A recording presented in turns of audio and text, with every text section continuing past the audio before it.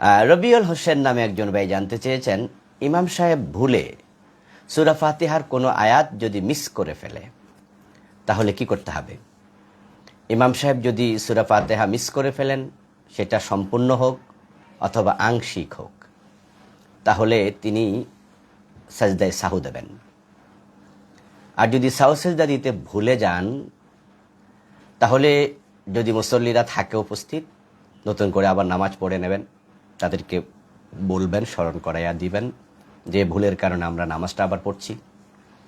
আর যদি ওয়াক্ত চলে যায়, মুসল্লিরা চলে যায়, তাহলে অতটুকু ভুল সহ নামাজ হয়ে যাবে, কারণ যেহেতু ফরজ লঙ্ঘন হয়নি। তো ইমাম ভুল করেছেন, তাই আশা করি আমরা আল্লাহ গুনাহ থেকেও তাকে নিষ্কৃতি দেবেন, নামাজ হয়ে যাবে। আজিজুল্লাহ নামে একজন ভাই জানতে চেয়েছেন, আসর ও ইশার নামাজের পূর্বে যে 4 রাকাত সুন্নাত পড়া হয়, ওই সুন্নাতে কি তাশাহুদ, দুরূদ শরীফ এবং দোয়া মাসুরা 2 রাকাত পরে সবটাই পড়া লাগবে?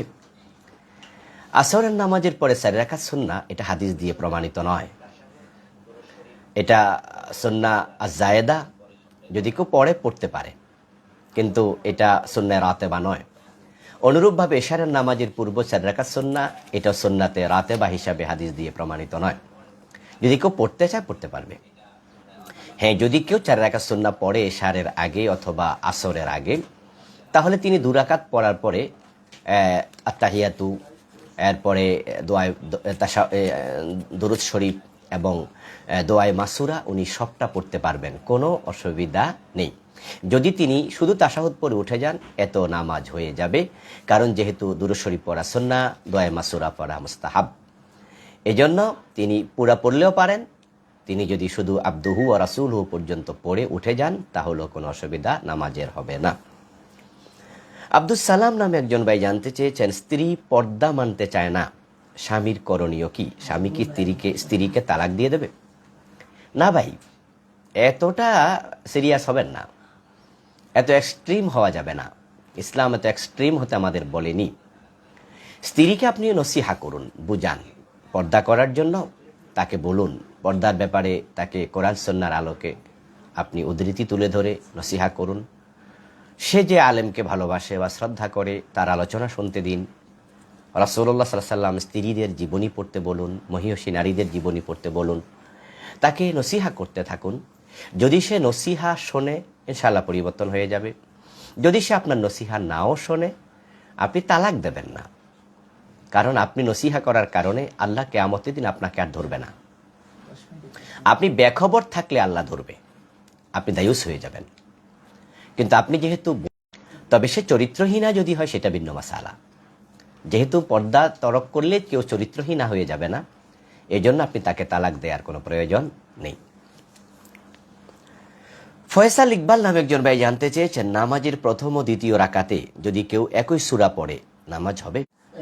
আসছে আবার, একটু মাঝখান দিয়ে ডিস্টার্ব হয়েছে।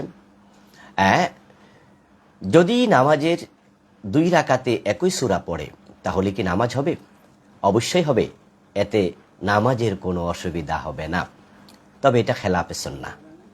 আল্লাহ তাআলা কোরআন মাজিদে বলছেন, ফাকরাউ মা তায়াসসারা মিনাল কোরআন, তোমরা কোরআন থেকে তোমাদের জন্য যা সহজ সেখান থেকে তোমরা পড়ে নাও। তো যেহেতু কোরআন থেকে আপনার জন্য একই সূরা 2 বার পড়া সহজ, পড়ে নেন, হয়ে যাবে। তবে যদি আপনি আরও বেশি সূরা আপনার মুখস্থ থাকে, তাই আপনি একই সূরা পড়বেন না, বরং রাসূলের সুন্নাহ হচ্ছে ভিন্ন ভিন্ন সূরা পড়া, 1 পারা থেকে 30 পারার দিকে, উপর থেকে নিচের দিকে পড়া, এটা সুন্নাহ। ফাহিম আবরার নামে একজন ভাই জানতে চেয়েছেন, হানাফি মাযহাবের কেউ যদি রফে আদাইন করে, নামাজ হবে? হ্যাঁ, নামাজ হবে, কেন হবে না? রফে আদাইন করা সুন্নাহ, না করাও সুন্নাহ। বারবার হাত তোলা, রুকুতে যাওয়ার আগে তোলা, রুকু থেকে উঠে আবার তোলা, সিজদা থেকে উঠে হাত তোলা, এগুলো হাদিসে আছে। আবার একবার শুধু তাকবীরে তাহরিমার সময় রফে আদাইন করবেন, হাত তুলবেন, এটাও হাদিসে আছে। তো আমরা হানাফি মাসলাক যারা অনুসরণ করি, আমরা একবারই তুলি, বারবার তুলি না। কিন্তু যারা অন্য মাসলাক অনুসরণ করে, শাফি মাযহাবের লোকেরা, আহলে হাদিসের লোকেরা, হাম্বলি মাযহাবের লোকেরা, ওনারা বারবার হাত তোলেন, ওটাও হাদিস দিয়ে প্রমাণিত। এই জন্য কেউ হাত তুললে অসুবিধা নেই। হানাফি মাযহাব মানলে ওইটা করা যাবে না, এরকম তো না। মাযহাব তো এসেছে অনেক পরে। হ্যাঁ, ইমাম আবু হানিফা রাহেমাহুল্লাহ ৮০ হিজরিতে এন্তেকাল করেছেন, জন্মগ্রহণ করেছেন, ১৫০ হিজরিতে এন্তেকাল করেছেন। উনি নিজেও তো মাযহাব বানিয়ে যাননি, আর অন্য অন্য ইমামরা তো আরও পরে এসেছেন, তারা কেউ মাযহাব বানিয়ে যাননি, তারা মাসআলা বলেছে। মাযহাব সৃষ্টি হয়েছে আরও অনেক পরে। তো এর আগের মানুষেরা কি ভিন্ন ভিন্ন হাদিসের আলোকে আমল করেনি? করেছে। কুফার লোকেরা, আব্দুল্লাহ ইবনে মাসউদ রাদিয়াল্লাহু তাআলা আনহু এবং উনার যারা অনুসারী ছিলেন, তারা কিন্তু একবার রফা আদায় করতেন। আবার যারা অন্য মাসলাক, যারা অন্য অন্য হাদিস অনুসরণ করতেন, তারা বারবার রফা আদায় করতেন। তো তখন তো মাযহাবই ছিল না। এই জন্য ইসলামকে আমরা মাযহাবের ভিতরে ঢুকিয়ে ফেলব না। তবে হ্যাঁ, যারা ইলম কম আছে, শরীয়তের মাসাইলের ব্যাপারে, মাসআলার ব্যাপারে তারা গভীর জ্ঞান রাখে না, তারা একটি মাযহাব অনুসরণ করা নিরাপদ। মুক্তাদির মঈন নামে একজন ভাই জানতে চেয়েছেন, গুনাহ থেকে বাঁচার জন্য বারবার চেষ্টা করি, কিন্তু এরপরও গুনাহ হয়ে যায়, করণীয় কি? বারবার চেষ্টা করুন, তওবা করুন। তওবাটা কবুল হলে ওই গুনাহটা আর হওয়ার কথা নয়। একই গুনাহ যখন বারবার হবে, তখন বোঝা যায় তওবা কবুল হয়নি। এই জন্য শক্ত করে তওবা করুন, তওবাতুন নাসুহা করুন, একনিষ্ঠ তওবা করুন। এরপরও কিন্তু একটা গুনাহ বারবার হয়ে গেছে, তাই তওবা করা বন্ধ করে দেবেন না। তওবা করতে থাকুন, গুনাহ মাফ চাইতে থাকুন। আল্লাহ তাআলা কোরআন মাজিদে বলছে, যারা ইস্তেগফার করতে থাকে তাদেরকে তিনি শাস্তি দেন না।